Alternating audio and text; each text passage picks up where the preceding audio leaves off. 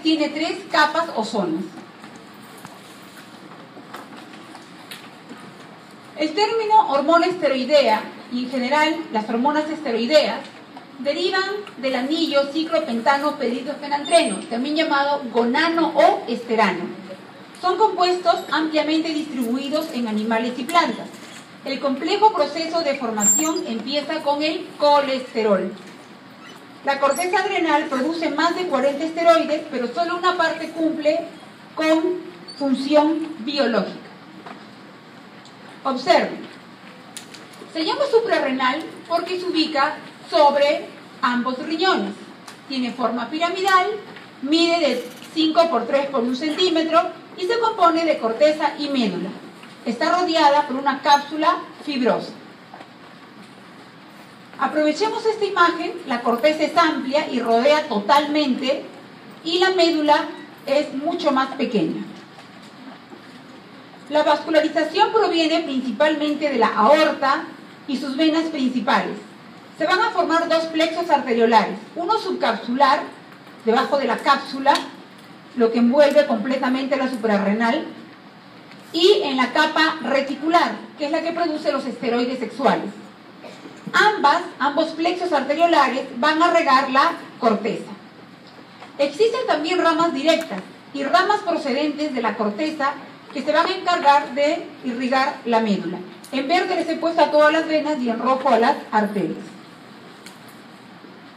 La corteza suprarrenal tiene a su vez 3 capas o 3 zonas: glomerular, fascicular y reticular. La glomerular produce los mineralocorticoides, a la cabeza la aldosterona, aunque yo les voy a colocar otras no tan conocidas, pero para que las sepan en una próxima diapositiva. Fascicular va a producir los glucocorticoides, a la cabeza el cortisol, y la reticular los esteroides sexuales. Les he puesto como ejemplo los andrógenos, porque los andrógenos realmente son los precursores. Todo parte de la dehidroepiandrosterona, que actúa como si fuese un andrógeno.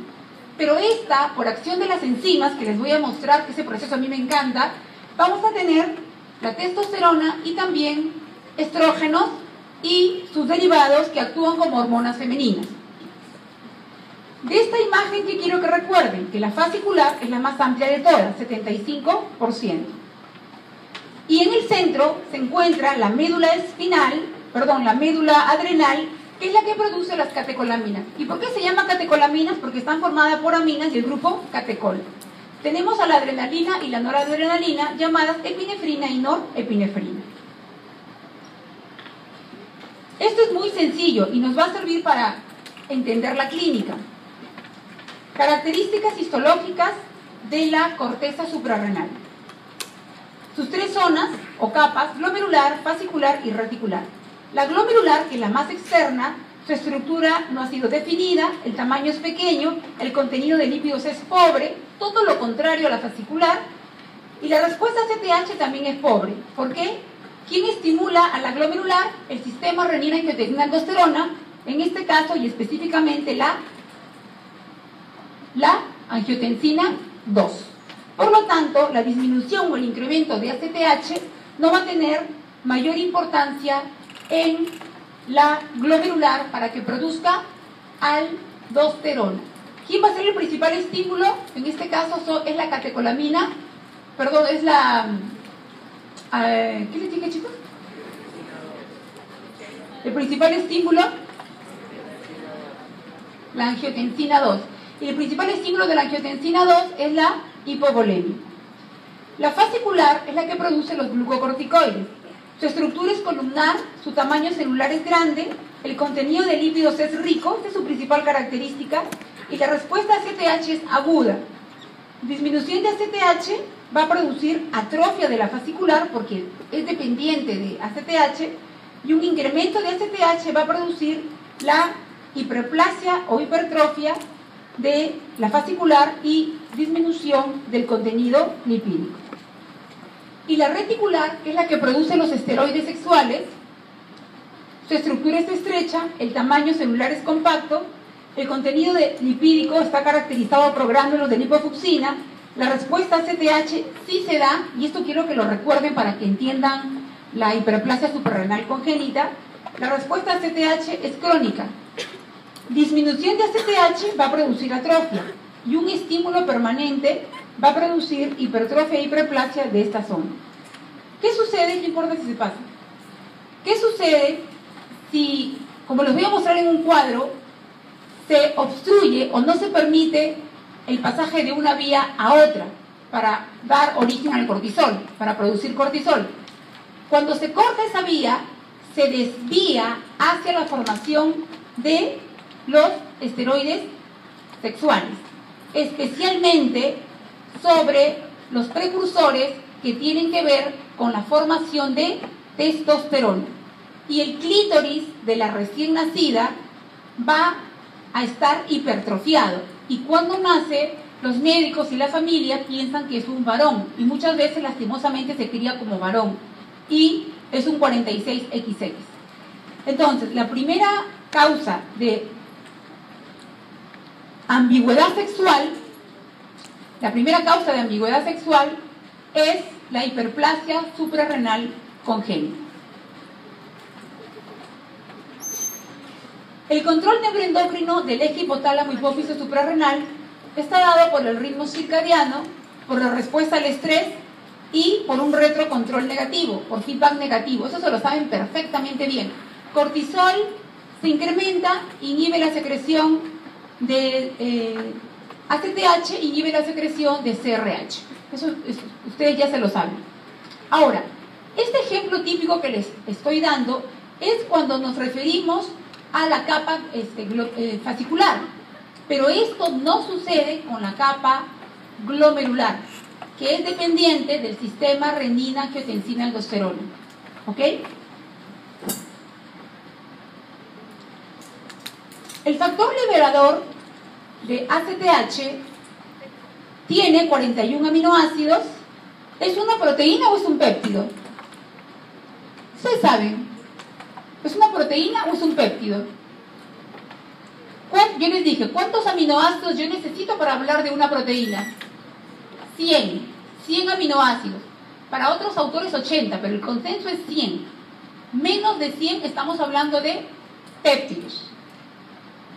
Tiene una vida media larga, 26 minutos, porque en general las hormonas peptídicas o no esteroideas tienen una vida media menor a 30 minutos. Su vida media es corta. ¿Y por qué la vida media es corta de las hormonas peptídicas? Eso ustedes lo saben, excepto de la T4 libre y T3. ¿Por qué? Muy bien, porque no está unida a ningún receptor, circula libremente en sangre. Muy bien. Las neuronas que la producen están en el núcleo paraventricular y también es producida por la placenta. Tiene un estímulo pulsátil. Los factores que estimulan la producción de este factor liberador de ACTH es el estrés físico. Miren qué interesante. Emocional y químico, el frío, la cirugía, el dolor, la depresión, todo aquello que produzca fiebre, vasopresina y angiotensina 2. La angiotensina 2 también estimulan la liberación de CRH o CRF. ¿Quiénes inhiben la secreción del factor liberador de ACTH o de hormona corticotropina? La oxitocina y la ACTH por feedback negativo de asa corta. El aumento de ACTH en el estrés está mediado por la vasopresina y por el factor liberador de corticotropina. Por eso es que las personas estresadas, uno porque nacieron así, porque desde niños han sido o niños ansiosos, preocupados, o porque efectivamente viven en una zona, por ejemplo, de terrorismo, o viven en una zona donde permanentemente, como este movimiento terrorista Estado Islámico, ¿cómo vivirán esas personas que ya saben que sus familiares se pueden morir en cualquier momento? Este estrés crónico hace que se secrete permanentemente ACTH y esta ACTH actúa sobre la suprarrenal haciendo que libere cortisol. Y como vamos a ver, el cortisol tiene efectos muy malos cuando pasa el umbral. El cortisol tiene que estar permanentemente elevado, pero sin pasar el umbral, porque vienen consecuencias que ahora les voy a mostrar. Y eso no es bueno. Niveles fisiológicos de cortisol. Imagínense que todos nosotros somos personas aparentemente sanas. Niveles fisiológicos de cortisol no inhiben la respuesta de ACTH al estrés. ¿Qué significa? En este momento, Dios no quiera, hay un sismo, un terremoto, y bueno, no solamente se van a liberar catecolaminas, sino que vamos a liberar cortisol en grandes cantidades. ¿Y quién influye sobre la suprarrenal para que se libere cortisol? Hola. Oiga, ustedes son lo máximo para mí, ¿ah? La suprarrenal produce cortisol por el estímulo de ¿qué hormona? La ACTH, ustedes saben. Entonces, cuando hay un estrés intenso, se va a liberar gran cantidad de factor liberador de corticotropina. Cuando yo digo corticotropina es el sinónimo de ACTH. Entonces, ese pico de ACTH por un terremoto que ahorita está viendo va a hacer que se libere cortisol. Pero si ustedes son asmáticos o sufren de artritis o lupus o cualquier colagenopatía o son trasplantados renales que tienen que tomar corticoides de por vida, lastimosamente se va a abolir la respuesta al estrés. No va a haber ese estímulo intenso de secreción de ACTH. No va a haber, porque los corticoides exógenos lo han abolido y la persona, por el estrés, puede incluso desmayarse. ¿Me están entendiendo? En cambio, por eso es que cuando las personas toman corticoides de por vida, se le dice, señora, si usted tiene fiebre o cualquier cosa que incremente su estrés, tiene que aumentar la dosis de su corticoide exógeno y se lo regulamos.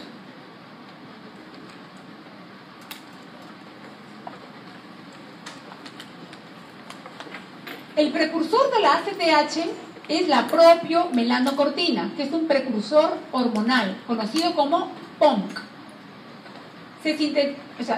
La ACTH es sintetizada y secretada por el corticotropo.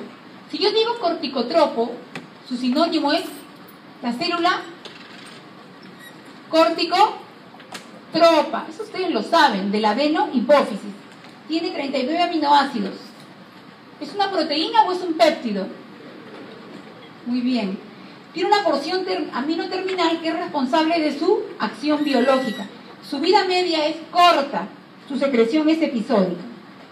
En algunos casos, un solo gen codifica más de una hormona, y es el caso del POMC, que se expresa tanto en la célula corticotropa de la adenohipófisis como en la célula de la hipófisis intermedia. ¿Y qué produce la hipófisis intermedia? ¿Qué produce? La MSH, la hormona melanoestimulante. Quiere decir que la hormona melanoestimulante vive en la hipófisis intermedia y su hermano, la ACTH, vive en la adenohipófisis y tiene como madre al POMC. Por lo tanto, el POMC es un precursor hormonal que codifica todas las hormonas que ven allí. Yo les mencioné en una de sus primeras clases que el receptor de las hormonas no esteroideas, llamadas también proteicas o peptídicas o derivados de aminoácidos, tenían el receptor en la membrana, plasmática, citoplasmática, celular, plasmalema, pero las esteroideas tenían el receptor dentro del citoplasma. Entonces, ahora les voy a decir específicamente en qué parte del citoplasma. Las hormonas gluco y mineralocorticoides, repito, gluco y mineralocorticoides, glomerular y fascicular, se encuentran en el citoplasma. Mientras que el receptor de los esteroides sexuales, ustedes ahora los van a ver en un cuadro, y de la vitamina D, que además de vitamina es una hormona, se encuentra dentro del núcleo, tiene receptores intranucleares. Hablemos ahora de la corteza suprarrenal.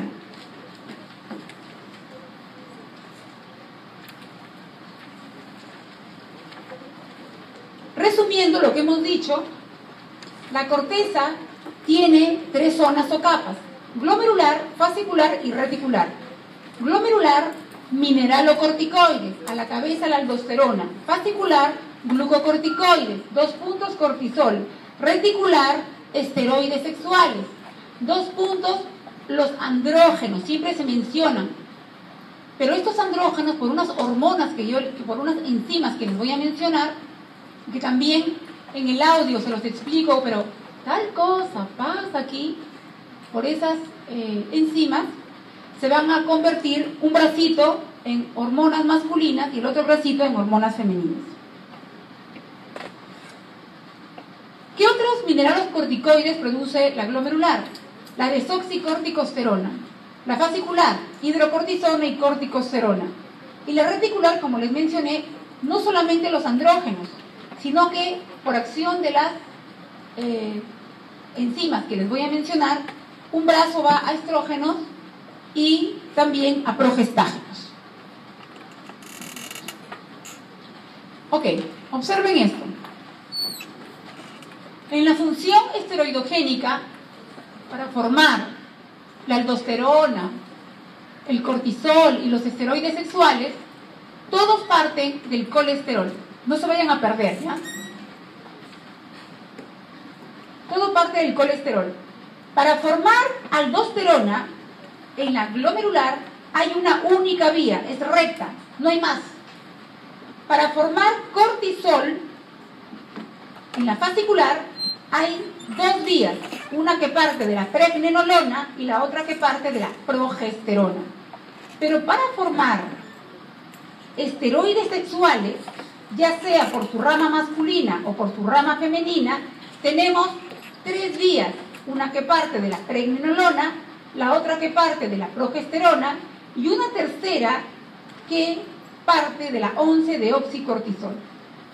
Recapitulando, para la aldosterona una sola vía, para el cortisol 2 y para los esteroides sexuales tenemos 3 vías. Aquí está lo que yo les dije. Si hay ausencia de la 21-hidroxilasa, no va a haber la conversión de 17-hidroxiprogesterona a 11-deoxicortisol. Y por lo tanto, como no va a existir el 11-deoxicortisol, no va a haber cortisol.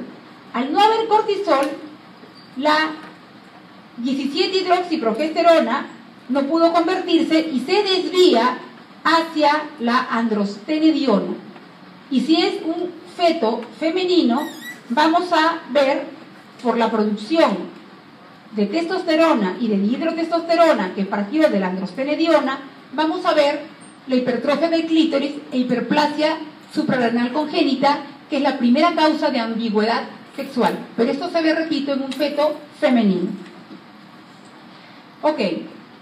Para la formación de los esteroides sexuales, la madre, la prohormona, es la dehidroepiandrosterona, que en la misma suprarrenal, en la zona reticular, se va a sulfatar. Esta es su forma sulfatada, que entra y sale y puede circular libremente, bueno, con su transportador en sangre, lo mismo que la forma no sulfatada.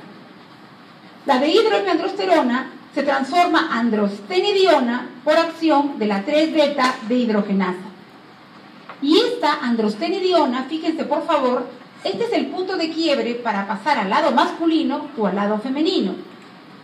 La androstenediona se transforma a testosterona por acción de la 17-beta reductasa. Y la 17-beta reductasa se transforma, o sea, por acción de esta enzima, la testosterona se va a convertir a dihidrotestosterona por la 5-alfa reductasa. Esta vía masculina partió de la dehidroepiandrosterona, acción de 1, 2 y 3 enzimas hasta convertirse a dihidrotestosterona.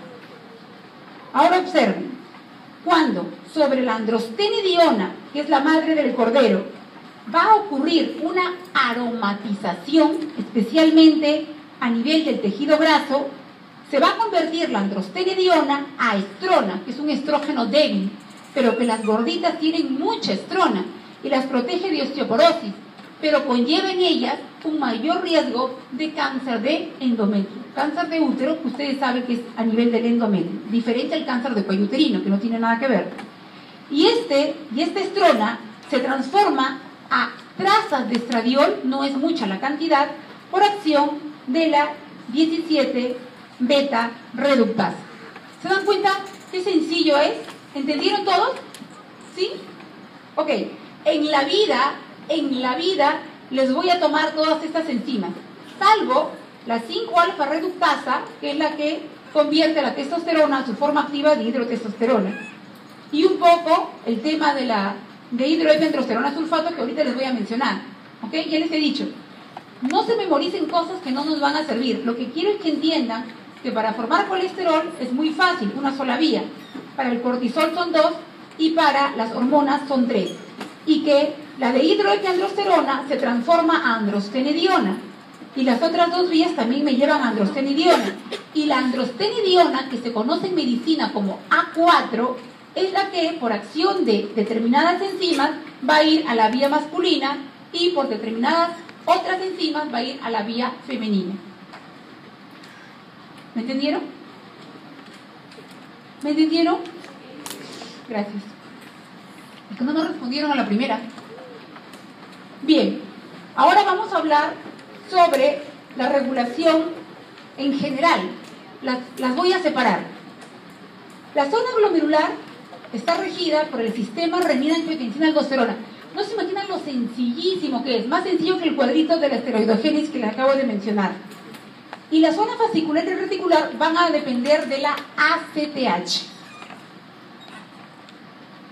Cuando hay exceso de cortisol, podemos tener síndrome de Cushing o enfermedad de Cushing. Síndrome de Cushing es lo más común, que es la hiperplasia de la corteza. La aldosterona, cuando está en exceso, hablamos de hiperaldosteronismo. Puede ser por hiperplasia o puede ser por nódulos, que se llama enfermedad de Gong. Si hay exceso de DOCA, que es otro mineralocorticoide, hablamos del síndrome adrenogenital hipertensivo. Si hay exceso de andrógenos, síndrome adrenogenital. Y si hay exceso de estrógenos, tumores feminizantes de la suprarrenal. Esto es lo único que les voy a mencionar de lo que a futuro les van a enseñar en clínica. Y yo no sé si estaré en fisiopato, si estaré viva, solamente lo sabe Dios, o si les voy a enseñar, no lo sé. Pero si alguien necesita algo de mí, me busca. A mí me encanta enseñar. Aunque sea ahí lo siento en mi oficina. Muy bien. Capa glomerular. Va a sintetizar aldosterona. ¿Cuál es la función principal de la aldosterona? Analicemos. Mantener la volemia. Entonces, cuando yo hablo de mantener la volemia es mantener el volumen sanguíneo y por ende los niveles de sodio y potasio para tener presión arterial normal. Si es la volemia la que hace tan feliz a la aldosterona para no trabajar en exceso, cuando hay una disminución de la volemia, que se llama hipovolemia, será entonces el principal estímulo para su secreción. Pero yo les voy a explicar paso a paso cómo es que esa hipovolemia va a influir sobre la glomerular para que produzca aldosterona. Y el exceso de aldosterona va a producir hipertensión arterial por los mecanismos que les voy a mencionar. Aumenta la volemia y vasoconstricción, retiene sodio y elimina mucho potasio. Entonces, cuando hay exceso de producción de aldosterona por un tumor o hiperplasia, va a haber hipertensión arterial y va a haber hipocalemia. Ok, observen. Esto también está con audio. Ojalá que logren ver. Y si no, ¿qué importa? Yo igual les voy a hablar. Les dije que el principal estímulo es la hipovolemia, la hiponatremia y la hipotensión arterial. Entonces, si tenemos disminución del volumen sanguíneo, hipovolemia, eso va a producir hipoperfusión renal. La hipoperfusión renal es el principal estímulo para la secreción de renina por el aparato yuxtaglomerular. La renina va a permitir la conversión de angiotensinógeno producido por el hígado a angiotensina 1. Y la angiotensina 1 se va a convertir a angiotensina 2 por acción de la enzima convertidora de angiotensina, que se produce en el endotelio pulmonar en grandes cantidades y mucho menos por el riñón. Esta angiotensina 2, con el afán de incrementar la volemia, va a actuar sobre 5 niveles, o a través de 5 mecanismos. Va a estimular la actividad simpática, ustedes ya saben, sus receptores alfa, beta, alfa 1, alfa 2, beta 1, beta 2, y que al final les voy a colocar un cuadrito. Va a estimular a nivel renal, observen, la reabsorción de sodio y cloro. Va a estimular la excreción de potasio y la retención de agua. ¿Se dan cuenta? Yo retengo sodio, retengo cloro, retengo agua, con la finalidad de incrementar la volemia, pero elimina potasio. Por eso cuando hay tumores en esa zona hay hipocalemia. También actúa a nivel de la suprarrenal en la zona glomerular, produciendo aldosterona. Y la aldosterona va a tener el mismísimo efecto sobre el riñón que la angiotensina 2. La angiotensina 2 tuvo un efecto directo sobre el riñón, reabsorbiendo cloro y sodio, excretando potasio, reteniendo agua. Ese mismo efecto lo tiene la aldosterona. El cuarto mecanismo es la vasoconstricción arteriolar. La angiotensina 2 produce vasoconstricción arteriolar, incrementando la presión arterial. Y finalmente, la angiotensina 2 actúa sobre la hipófisis posterior o neurohipófisis, haciendo que ésta secrete hormona antidiurética o vasopresina. La vasopresina va a actuar sobre el conducto colector absorbiendo agua. Recuerden lo que hablamos en una de las clases, que la hormona antidiurética, no quiero que pierdas orina, antidiurética, también se llama vasopresina por su efecto presor. Estos 5 mecanismos van a retener agua y sodio, van a aumentar la volemia y van a aumentar la perfusión del aparato yuxtaglomerular. Este incremento de la perfusión del aparato yuxtaglomerular por incremento de la volemia va a inhibir la secreción de renina. ¿Entendieron todos? Son lo máximo. Soy feliz cuando entienden. Muy bien. Capa fascicular. Secreta los glucocorticoides. ¿Cuáles son sus funciones? Estimulan la gluconeogénesis o neoglucogénesis, que es la producción de glucosa por un sustrato diferente a la glucosa, especialmente aminoácidos, pero pueden ser otros. Los glucocorticoides disminuyen la utilización periférica de glucosa e incrementan la degradación de proteínas en el músculo, piel e hígado. Por lo tanto, tienen un efecto catabólico y solamente, miren, y solamente anabólico a través de la neoglucogenia o neoglucogénesis. Pero para eso ha tenido que ser catabólico, porque ha tenido que sacar las proteínas del músculo para que vayan al hígado.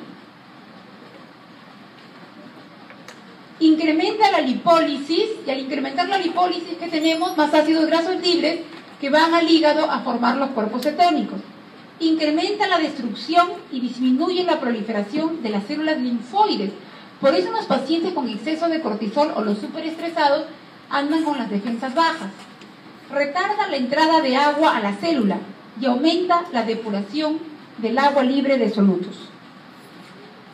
El cortisol circula libremente solo en un 10%. La mayoría, 75%, está unido a su globulina. Recuerden lo que les dije en una de las clases, las hormonas esteroideas circulan unidas a su transportador. En este caso específico se llaman globulinas transportadoras de cortisol. Un 15% unido a albúmina. Aumentan la producción hepática de las globulinas transportadoras de cortisol, los estrógenos. Glucocorticoides sintéticos, cualquiera que usan los pacientes asmáticos con lupus, con artritis, no se unen a la globulina transportadora de cortisol, excepto la prednisolona. La albúmina tiene menor afinidad que las globulinas transportadoras de cortisol, excepto la androstenediona, la dehidroepiandrosterona y los glucocorticoides sintéticos que tienen mayor afinidad por la albúmina. En otras palabras, la androstenediona y la dehidroepiandrosterona, que es su mamá, se unen a la albúmina.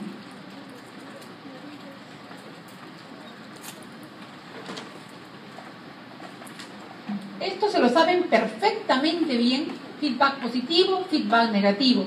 El cortisol está elevado, se inhibe la secreción de ACTH por la adenohipófisis y se inhibe la secreción de CRF por el hipotálamo.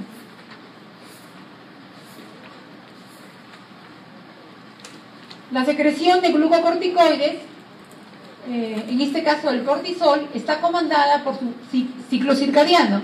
Recordemos que todos nos despertamos a las 6 de la mañana, así sea domingo, abrimos los ojos y nos volvemos a acomodar por este ciclo circadiano, que tiene su pico de producción de cortisol a las 6 de la mañana y tiene su nivel más bajo a las 4 de la tarde.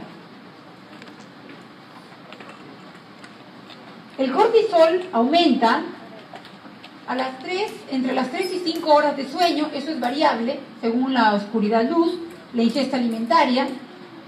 Alteración del ritmo está dado por el estrés físico. Las personas súper estresadas siempre tienen el ACTH elevado.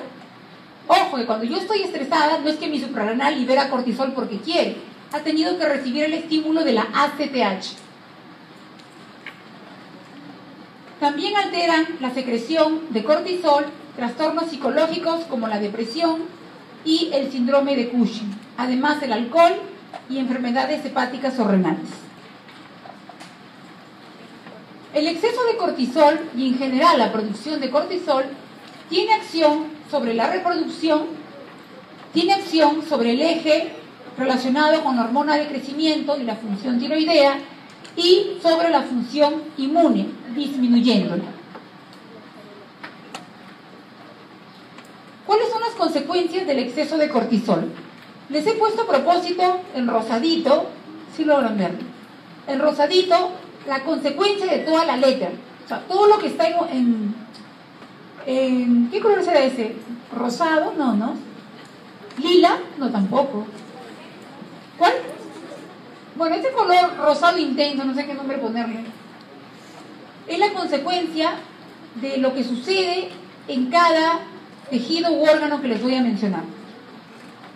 A nivel de tejido adiposo, va a incrementar la adipogénesis por activación de unos genes y además aumentando la expresión del receptor de glucocorticoides y de esta enzima de nombre raro que no les voy a tomar, la 11-beta hidroxiesteroide de hidrogenasa tipo 1 en la grasa abdominal.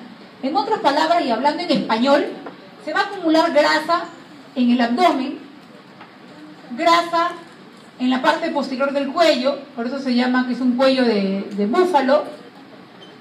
La barriga va a estar tan prominente de grasa que incluso cae péndulamente. Y todo lo que les he dicho es para explicar la obesidad abdominal en el paciente con exceso de cortisol, y los brazos y piernas se vuelven como tubos. A nivel de la piel, esta se hace muy delgadita porque los glucocorticoides inhiben la división de las células epidérmicas y además disminuyen la síntesis del colágeno. Se hace tan delgadita la piel que a nivel abdominal, que ya está bien distendido, van a aparecer las famosas estrías de color vinoso, estrías vinosas.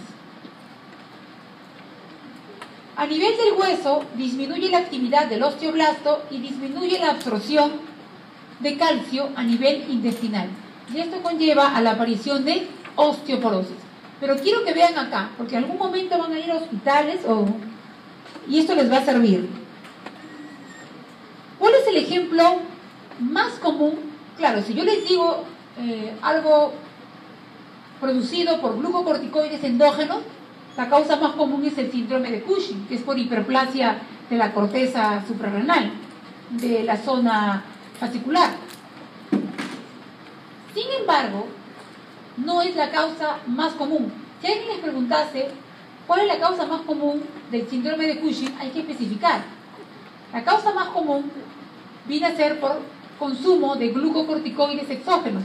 Esto va a producir Cushing diatrógeno o farmacológico, con los signos y síntomas idénticos a los que les voy a mencionar, pero repito, producido por glucocorticoides exógenos.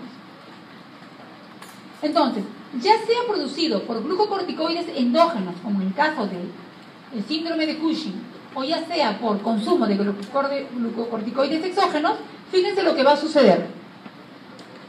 Disturbio emocional, cursan con depresión o irritabilidad, agrandamiento de la silla turca, la cara de luna llena. Sí, ¿tiene clases? ¿Un ratito? ¿Perdón?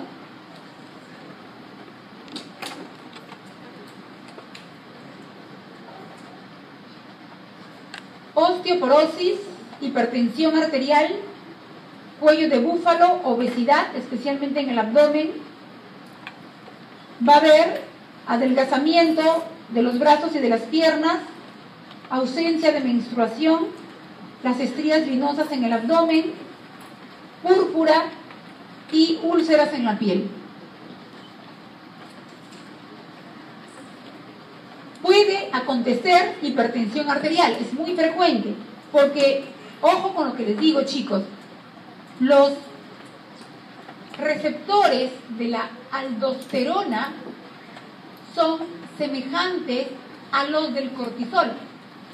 Entonces, si va a haber mayor producción de cortisol, incluso se pueden acoplar a los receptores de la aldosterona.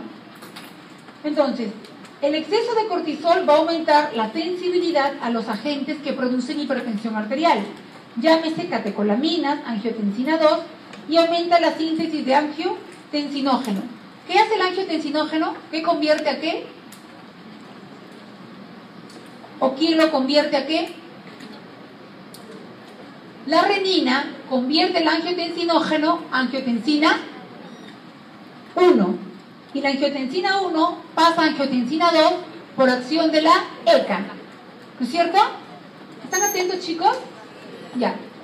Basta que uno me diga así, ya me tranquilizan.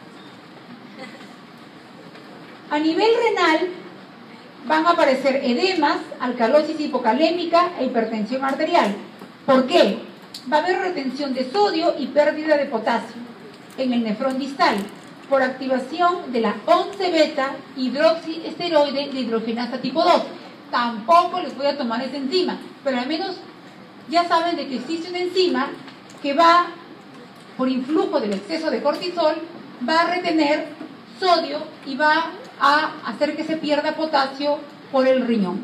Esta enzima sí quiero que se la aprendan en cuarto año, si es que estoy acá y les enseño nutrición, para que entiendan por qué los niños desnutridos, esos que nacen con menos de 2,5 kilos, esos fetos de bajo peso, tienen un déficit de esta enzima. Aumenta la velocidad de filtración glomerular y transporte tubular de sodio. ¿Qué podríamos decir de lo más resaltante por el exceso de cortisol? Yo podría hablarles de la depresión, de la osteoporosis, de la plaquetopenia, en fin. Podría hablarles 5 horas. Pero ¿qué es lo que yo quiero que ustedes se lleven de esta clase? Para que no sean tan estresados. O al menos que su estrés sea solamente el estudio de medicina y no se metan en problemas tontos. El exceso de cortisol va a producir un estado protrombótico. Utilizando un término más sencillo, la sangre no va a ser más espesa, van a tener más riesgo por infartarse.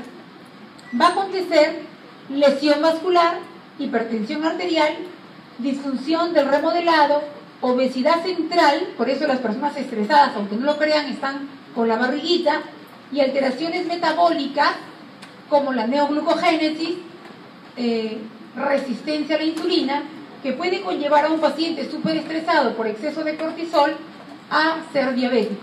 Y todo esto conlleva aumento de riesgo cardiovascular.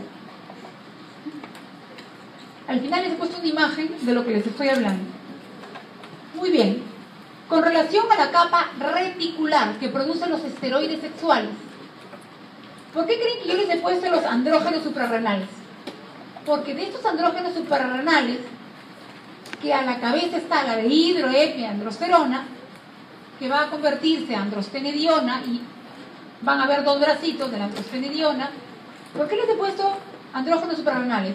Porque la dihidroepiandrosterona tiene su propio receptor. Ok, da luz a su hija androstenediona, pero la dihidroepiandrosterona también puede circular libremente o sulfatada y tiene su propio receptor. Y cuando actúa en nosotros, hombres y mujeres, actúa como hormona masculina. ¿Me entendieron? Pero cuando tiene a su hija androstenediona, que también se comporta como hormona masculina y puede circular libremente, la androstenediona masculina, por acción de determinadas enzimas, puede continuar convirtiéndose a más hormonas masculinas o puede convertirse a hormonas femeninas. ¿Me entendieron? ¿Sí? Yo los veo hoy día medio raros. O me están entendiendo o están con sueño. ¿Me están entendiendo? Gracias. No, de verdad, es que yo me haría tan feliz que me entiendan, porque esto parece difícil, pero es fácil. Y van a entender por qué a la chica le sale el acné y tanta cosa. Bueno, la dihidroepiandrosterona, ¿ahí está? La dihidroepiandrosterona, no me quiere hacer caso esta cosa. Ahí está. La dihidroepiandrosterona, ¿listo? Es una prohormona. Pero fíjense por favor que viene de una, dos, directa viene de una sola rama, pero la androstenediona viene de una y dos. La dihidroepiandrosterona es una prohormona, precursor de andrógenos y precursor de estrógenos. Es también producido por las gonadas, ovario y testículo y en el cerebro. Pero si me dicen dónde se produce con mayor cantidad, en mayor cantidad, obviamente en las suprarrenales, la capa reticular. Actúa sobre el receptor de andrógenos, tal cual, directamente o a través de sus metabolitos. ¿Y cuáles son sus metabolitos? Androstenediol y androstenediona, que es el más conocido y el más abundante. Estos pueden sufrir una mayor conversión y producir testosterona y estrógenos, incluyendo a la estrona, al estradiol y al estriol. La dihidroepiandrosterona, además, es un potente agonista del receptor sigma-1 que se le considera un neuroesteroide. Por eso es que se suele utilizar a la dihidroepiandrosterona sulfato, porque así se vende, a la dihidroepiandrosterona se puede utilizar como un antidepresivo y también como estimulante sexual. La conversión de dihidroepiandrosterona a su forma sulfatada es reversible. Observen, la conversión es catalizada por esta enzima, la sulfotransferasa, principalmente en las suprarrenales. Pero también esta conversión puede ocurrir en el hígado e intestino delgado. Tengan presente estas dos últimas, ¿ya? Ahorita les explico por qué. Hígado e intestino delgado. En la sangre, la mayoría de dihidroepi se encuentra sulfatada y los niveles de dihidroepi sulfatada son 300 veces superiores a su forma libre. La ingestión de dihidroepi oral se convierte en su sulfato a nivel del intestino delgado y del hígado. ¿Y por qué creen que se convierte allí en su forma sulfatada? ¿Qué hay en el intestino delgado y en el hígado? ¿Qué hay? ¿Hola?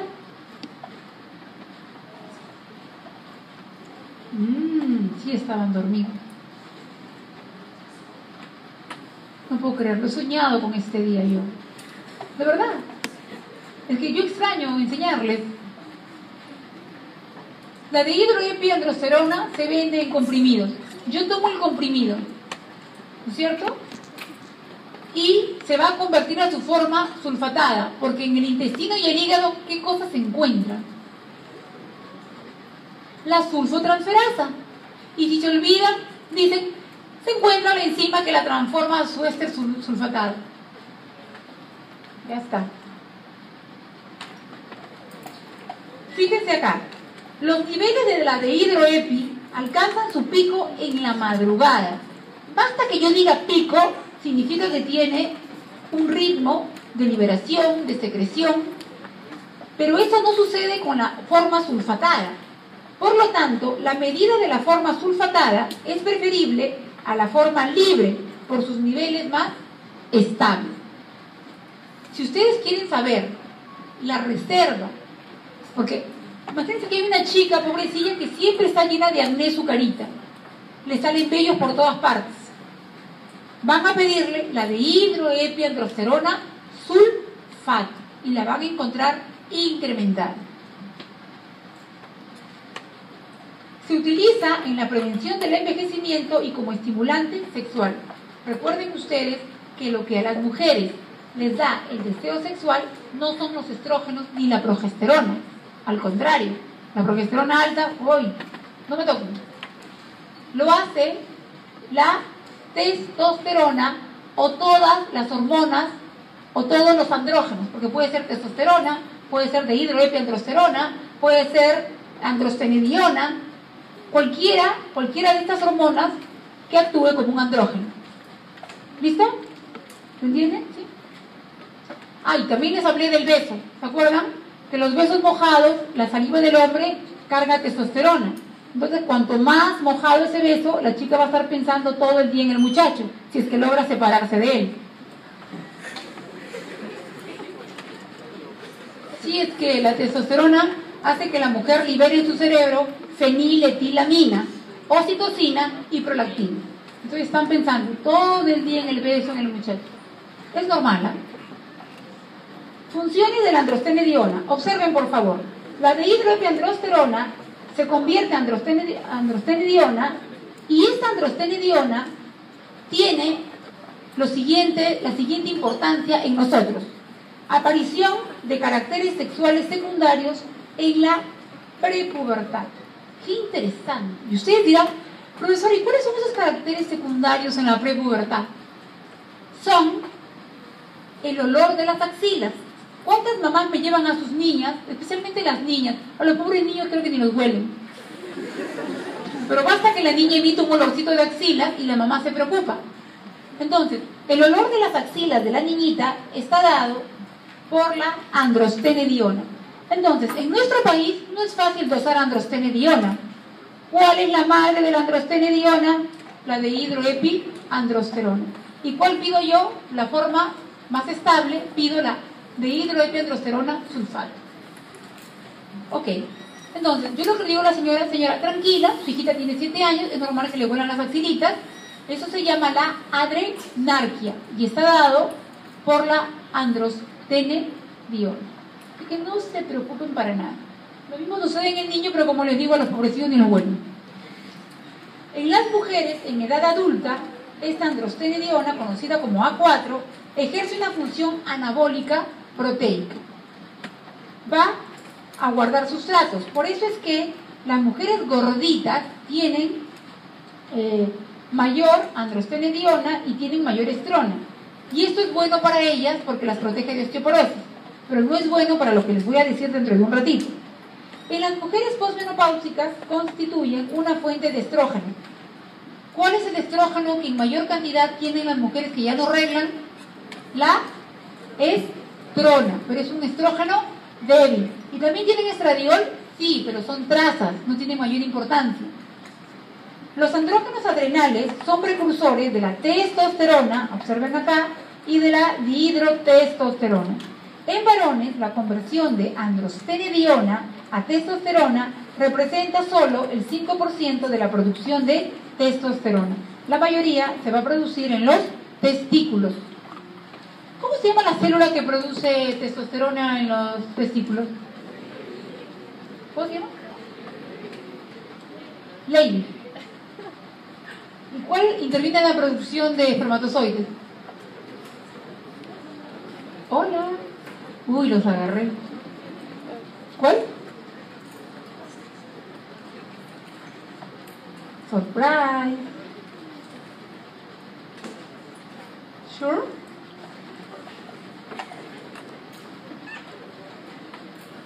A ver, ¿quiénes de ustedes tienen una mamá menor de 40 años? Un niño, dos, tres. Menor de 45. Oh, interesante. ¿Quiénes tienen una mamá mayor de 45? Uy, Dios mío, esta clase, esta diapo le va a servir, ¿ah? Ya. ¿Qué resulta? En el Perú, el punto de quiebre para la menopausia, que es la última regla en la vida de la mujer, ¿qué importa que se pase? Es de 47 años. Pero hay mujeres que se les va la regla a los 40, 41. Es normal. De 40 para adelante es normal. De 40 para atrás no es normal. Se llama menopausia prematura. Y hay que ir a indagar la causa. Pero si tienen de 40 para adelante, entre 40 y 44 se le llama menopausia precoz, no prematura. Pero de 44 para arriba es normal. Entonces, si yo tengo una mujer que todavía regla, vamos a suponer de 38 años, ¿ustedes qué creen?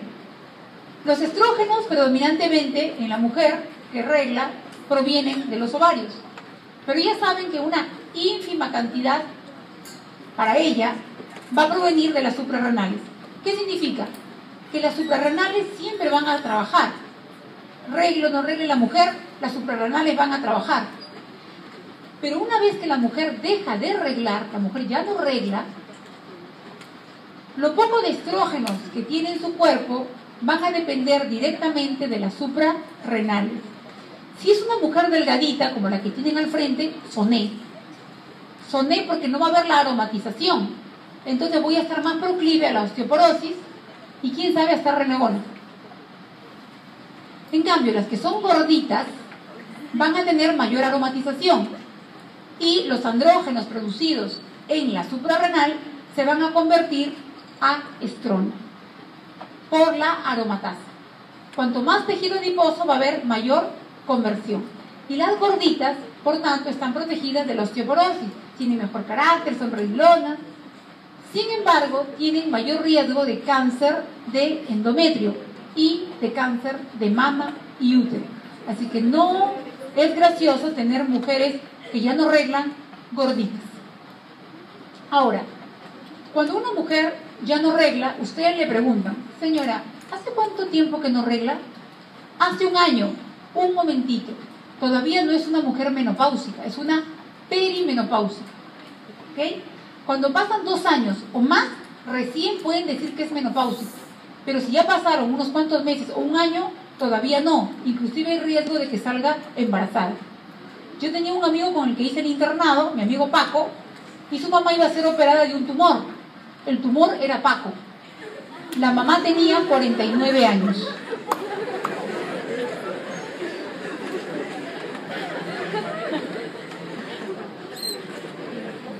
Y cuando conocí a su mamá, efectivamente era una señora ya mayor.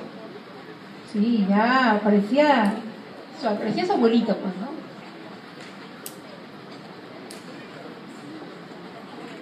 Entonces, a ver chicos, la androstenediona se aromatiza a estrógenos en el tejido adiposo principalmente. Ya les dije, cuanto más gordita, más estrona va a tener, pero además en el hígado, en el riñón y en núcleos específicos del hipotálamo. El grado de aromatización está influenciada por la edad, el sexo y sobre todo el peso. Finalmente, les hablaré de la médula suprarrenal. La médula sintetiza las catecolaminas. Son un grupo de sustancias que se producen principalmente en las células cromafines de la médula adrenal. Y a este nivel de la médula adrenal ejerce una función hormonal. Pero resulta que también tenemos catecolaminas en el sistema nervioso central, en donde en las fibras postganglionares, por lo que se consideran en ese lugar neurotransmisores. En otras palabras, ¿qué podríamos decir? Que las catecolaminas son hormonas y a la vez son neurotransmisores, dependiendo del lugar donde se creen. Las catecolaminas son tres: dopamina, norepinefrina y epinefrina, y están sus sinónimos, adrenalina y noradrenalina. Parten del aminoácido. ¿Es esencial o no esencial? Hola. ¿Es esencial o no esencial la tirosina?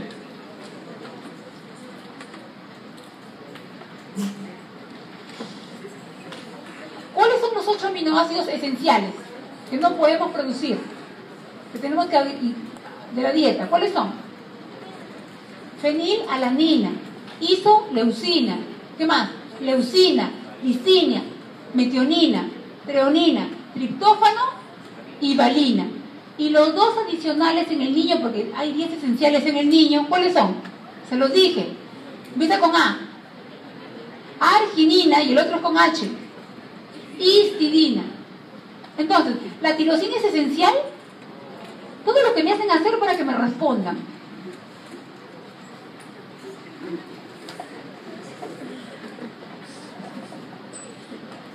A ver, chicos, ya vamos a terminar. Están lindos todavía. Pues yo al final les voy a hacer 4 preguntas. Si me contestan, los aplaudo. Si no me contestan, les hago 4 más. Las catecolaminas son sintetizadas a partir del aminoácido no esencial tirosina, que se usa como fuente en las neuronas catecolaminérgicas por acción de la tirosina hidroxilasa, que va a desdoblarlas en dopamina, actúa la enzima X, norepinefrina, actúa la enzima X, y finalmente la epinefrina o adrenalina. Contienen el grupo catecol y el grupo amino, y allí su nombre, catecolamina. Ya. En esta parte es como un repaso, y yo estoy segura que les voy a refrescar, me voy a ir a lo más profundo de su hipocampo. El sistema nervioso se divide en central y periférico. El central está formado por el cerebro y la médula espinal. El cerebro, que se encuentra en el cráneo, y la médula espinal en el conducto raquídeo. El periférico está constituido por todos los axones aferentes y eferentes del sistema nervioso central y por las neuronas localizadas por fuera de estas estructuras centrales, cerebro y médula espinal. Este hermoso sistema nervioso periférico, a su vez, se subdivide en somático y autonómico. El somático es voluntario, inerva al músculo esquelético exclusivamente. Sus axones emergen del sistema nervioso central y siguen sin interrupción hasta hacer sinapsis en las uniones neuromusculares. El sistema nervioso autonómico es involuntario, controla las funciones viscerales y este se activa principalmente por centros situados en la médula espinal, tallo cerebral e hipotálamo. Este sistema nervioso autonómico, a su vez, se subdivide en simpático y parasimpático. Ambos tienen bases anatómicas y funcionales diferentes. Ambos sistemas consisten en fibras preganglionares mielinizadas, las cuales hacen conexiones sinápticas con fibras postganglionares no mielinizadas, las cuales inervan a los órganos efectores. Esto es lo común, acuérdense de lo común para que entiendan lo que les voy a decir en un minuto. La sinapsis ocurre en los lugares denominados ganglios, y miren lo que les he puesto, usualmente, porque hay una excepción a la regla que ahorita se las menciono. La mayor parte de los órganos son inervados por fibras provenientes de ambos sistemas. La respuesta es usualmente opuesta, pero como siempre hay una excepción a la regla. El nervio vago o décimo par, que representa al parasimpático, estimula la secreción de saliva. Lo mismo hace Aquí está. Lo mismo hace por estímulo simpático, pero el estímulo simpático para la secreción de saliva es mucho menos intenso que el parasimpático. Digamos, en este caso, y como excepción a la regla, los dos produjeron secreción de saliva, pero por lo general el simpático y el parasimpático son opuestos. Ok, algunas fibras preganglionares no hacen sinapsis en la cadena simpática, porque ya les dije que lo común es que hagan sinapsis. Las fibras preganglionares, acá ya termino todo mi relato. Las fibras preganglionares que se originan en la parte inferior de la médula espinal llegan por medio del nervio esflánmico menor hasta el ganglio celíaco, pero no hacen sinapsis en el ganglio celíaco. Lo común es que hagan sinapsis en los lugares que se les suele llamar ganglios, pero en este caso no hace sinapsis, desde donde siguen de frente hasta llegar a la médula suprarrenal. En otras palabras, bien sencillo, hay fibras preganglionares que se originan en la médula espinal dorsal que llegan directamente a la suprarrenal, a la médula suprarrenal. No hacen sinapsis en el ganglio celíaco. Sus axones, entonces, llegan a la médula, a las células cromafines que contienen vesículas preformadas de adrenalina y noradrenalina. Recuerden, queridos alumnos, yo estoy segurísima que lo van a recordar, que todas las hormonas proteicas o no esteroideas son guardadas en la misma célula que la produjo en forma de gránulos y están esperando el estímulo para ser secretadas hacia la sangre en forma directa y para que circulen libremente, pero llegan hasta la célula diana porque allí se encuentra el receptor específico para esa hormona. Así la célula esté en el punto de mi dedo y haya sido secretada en mi cerebro, va a llegar hasta allí, porque por la sangre circula y se acopla a su receptor.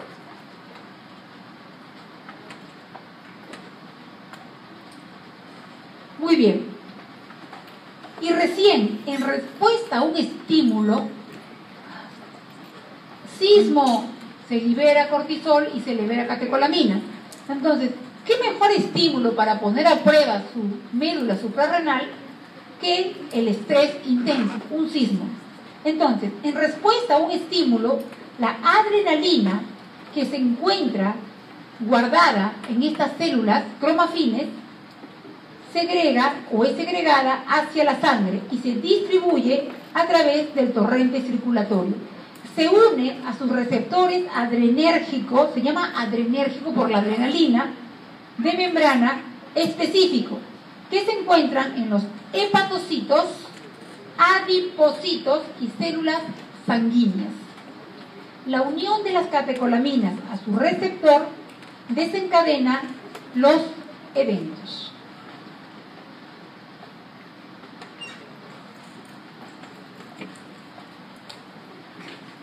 Muy bien. Entonces, recapitulando, ¿qué pasa con los axómenes de las fibras? A ver, alguien que me lo explique lo que acabo de decir, no importa que lo lean. ¿Qué es lo común cuando salen los axones del sistema nervioso central? ¿Qué es lo común? ¿Qué sucede con las fibras preganglionares y posganglionares? ¿Qué suele suceder? Van a hacer sinapsis. ¿En dónde? En unos lugares llamados ganglios, ¿no es cierto?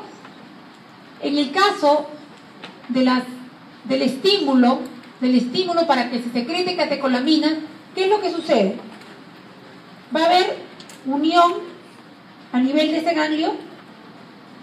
¿Hace sinapsis o no? No, se va de frente a la médula suprarrenal. ¿Y qué va a suceder? ¿Qué hay en la médula suprarrenal? Doctor, lo estuvo buscando el doctor. ¿Ya habló? ¿Ya habló? Están las hormonas, las catecolaminas preformadas. ¿Le toca dictar clase, doctor Ruiz? Ah, ¿no? Ok. Muy bien. La formación de adrenalina se realiza a partir de la noradrenalina, utilizando la ruta común que usan todas las catecolaminas. Su biosíntesis se encuentra controlada por el sistema nervioso central. Sin embargo, se han reportado también síntesis de catecolaminas en linfocitos periféricos. La adrenalina es el activador más potente de los receptores alfa y es 2 a 10 veces más activa que la noradrenalina. La noradrenalina difiere de la adrenalina por la ausencia de un grupo metil en el átomo de nitrógeno. La noradrenalina funciona como vasoconstrictor periférico, acción alfa-adrenérgica, pero no aumenta el gasto cardíaco. Y es un estimulador inotrópico del corazón y dilatador de las arterias coronarias. Esta es una acción beta-adrenérgica. Generalmente sus receptores alfa y beta son antagonistas. Generalmente, ahora vamos a ver unos cuadritos. La respuesta alfa es excitatoria del músculo liso, excepto en el intestino, donde causa relajación. Hay inhibición de la lipólisis y... Espérese un segundito, que yo tengo acá un cuadro más desmenuzado.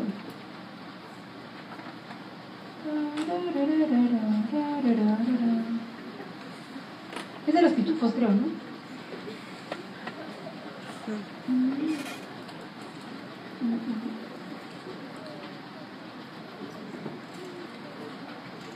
Acá está más desmenuzado. Ya. Entonces, los receptores adrenérgicos alfa. Tenemos alfa 1 y alfa 2. En general, estos receptores alfa tienen funciones en común y funciones específicas. Las funciones en común son la vasoconstricción de arterias coronarias y la vasoconstricción de las venas. Disminución de la motilidad del músculo liso. O si quieren, disminución de la relajación del músculo liso solo en el tracto gastrointestinal. Respuesta alfa 1. Contracción del músculo liso. Gluco estimula la glucogenólisis y la gluconeogénesis. Y ya saben ustedes que es la formación de glucosa a partir de sustratos como los aminoácidos y los ácidos grasos libres. La respuesta alfa 2. Inhibición de la liberación de insulina. Esto lo hablamos cuando nos referimos a las células beta, la secreción de insulina. Está inhibida esta liberación de insulina por respuesta alfa 2. ¿Y quién estimula la liberación de insulina? ¿Se acuerdan? Hola. El parasimpático. Y de los receptores alfa, ¿quién estimulaba? Respuesta alfa 2. Inducción de la liberación de glucagón. Contracción de los esfínteres del tracto gastrointestinal, agregación plaquetaria y vasoconstricción. Respuesta beta. Hay beta 1 y beta 2. Beta 1. En general, todo lo que acontece es para aumentar la frecuencia cardíaca. Y esto es lo más común para todos, ¿verdad? En este momento hay un sismo o nos avisan una noticia terrible y vamos a tener taquicardia. Beta 1 aumenta la lipólisis y beta 2, relajación del músculo liso, pero a nivel bronquial y vascular. Y la respuesta beta 2 estimula la glicogenólisis, la gluconeogénesis y la liberación de insulina. ¿Se acuerdan ustedes cuando yo les expliqué la liberación de insulina por respuesta beta 2 es aguda o es crónica? crónica. Muy bien. Incluso el estímulo crónico, ¿qué va a acontecer con las células beta cuando hay permanentemente glicemia elevada? ¿Qué va a suceder con las células beta? Se van a replicar. En resumen de todo lo que hemos hablado, la corteza tiene, la glándula suprarrenal tiene su cápsula que la rodea totalmente, tiene la capa glomerular, fascicular y reticular. Esta corteza, en la zona glomerular, ¿qué se van a producir? Los mineralocorticoides. A la cabeza, la aldosterona. La fascicular, ¿qué produce? Los glucocorticoides. A la cabeza, el cortisol. La reticular, ¿qué produce? Los esteroides sexuales. A la cabeza, los andrógenos suprarrenales. ¿Cuál es la madre de los andrógenos suprarrenales? ¿De dónde parte? Incluso se sulfata. Muy bien, de la dehidroepiandrosterona. ¿Esta en qué se transforma? Androstenediona. La androstenediona, ¿en qué se va a transformar si produce hormonas masculinas? Y finalmente a dihidrotestosterona. ¿Cómo se llama la enzima que transforma la testosterona a dihidrotestosterona? ¿Perdón? 5-alfa reductasa. Y por la vía femenina, los estrógenos y progesterona. Los estrógenos, ¿qué sucede con la androstenediona? ¿Qué sucede con la androstenediona? Se va a aromatizar. Ocurre en el hipotálamo, ¿no es cierto? En el hígado, pero especialmente ¿en dónde ocurre la aromatización? En el tejido graso. Y se van a producir los 3 estrógenos, pero especialmente ¿qué se produce en el tejido graso? Estrona, que es un estrógeno débil, pero que en las gorditas es abundante e importante. Y finalmente en la médula suprarrenal, ¿qué se producen las catecolaminas? Partiendo de la tirosina, llega dopamina, noradrenalina y adrenalina. ¿La tirosina es un aminoácido esencial o no esencial? Ok.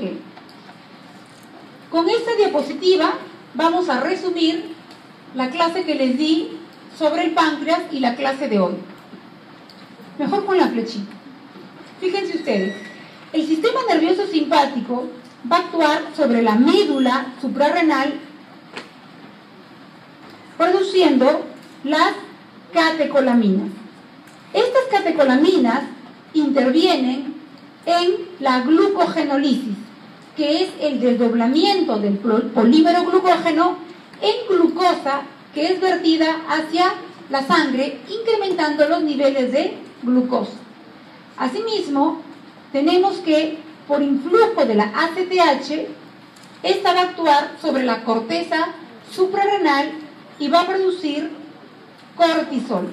¿Qué zona o capa produce el cortisol? ¿Glomerular, fascicular o reticular? Fascicular. Y este incremento de cortisol va a actuar sobre el hígado, favoreciendo o estimulando la gluconeogénesis. ¿Cuál es el sustrato que más se utiliza en la gluconeogénesis? Los aminoácidos. Y si yo me termino con los aminoácidos, ¿qué utilizo? Los ácidos grasos. Muy bien. Entonces, ¿qué estoy tratando de decirles? Que las catecolaminas que intervienen en la glucogenólisis van a incrementar los niveles de glucosa en sangre. Que el cortisol, estimulado por la ACTH, su secreción, va a actuar sobre el hígado, interviniendo en la gluconeogénesis. Y esta gluconeogénesis va a incrementar los niveles de glucosa en sangre. Vamos más atrás. El glucagón. ¿Qué célula producía el glucagón? Alfa. ¿Y qué hacía el glucagón?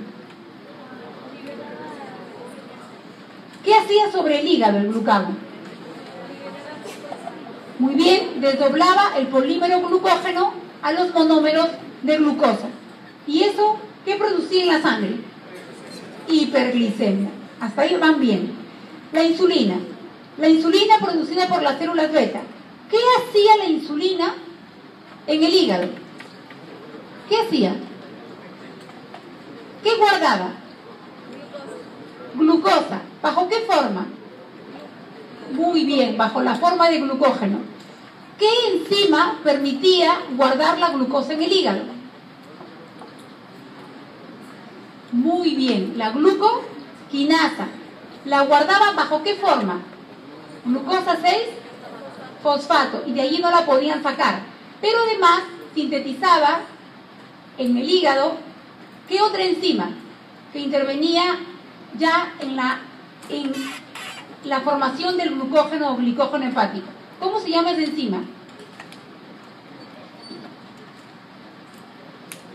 ¿Ves? Así les dije que se aprendiesen, ¿no? ¿Cómo se llama esa enzima, chicos? La glicógeno sintetasa. Muy bien. Entonces, mientras que la insulina ha trabajado tanto para guardar energía en el hígado, observen, por favor, las catecolaminas, el cortisol y el glucagón se han encargado ¿de qué se han encargado? De sacar la glucosa del hígado que fue guardada por la insulina. Por lo tanto, la insulina, ¿qué tipo de hormona es? Anabólica, guardó, y es anticatabólica. ¿Y el glucógeno, qué tipo de hormona es? Catabólica. Si bien es cierto, el cortisol, por un lado, parece muy bueno, ¿no es cierto? Porque tiene un efecto anabólico al formar nueva glucosa, pero lo que no les he dicho es que para formar esa glucosa ha tenido que sacar aminoácidos del músculo, ¿no es cierto? Y también ha tenido que sacar ácidos grasos libres del adipocito. Y ahí está teniendo ¿qué tipo de acción? ¿Anabólica o catabólica? ¿Perdón? Catabólica. Todo lo que se utiliza, se destruye, es catabólico. Todo lo que se produce y se guarda es anabólico. En conclusión, y ya para despedirme, cuando yo estoy muy estresado, porque hay gente que vive estresada, hasta se infarta por ello, permanentemente está activo su sistema nervioso simpático. Permanentemente está liberando su adenohipófisis ACTH. ¿Cómo se llama la célula que produce ACTH? ¿Perdón? Corticotropa. Entonces, un estresado permanente va a tener el sistema nervioso simpático permanentemente activo, liberación de ACTH en forma permanente, y vamos a tener cortisol elevado, catecolaminas elevadas, que el producto bruto va a ser producir hiperglicemia. ¿Y qué sucede con la hiperglicemia? El paciente puede terminar siendo diabético, ¿ok? Y la resistencia a la insulina que les mencioné va a conllevar a incremento de insulina. El páncreas se cansa de producir insulina y luego hay déficit de la producción de insulina y conlleva también a diabetes. En conclusión, el estrés es el principal gatillo desencadenante de la diabetes. Chicos, muchas gracias por su atención. Dejo la clase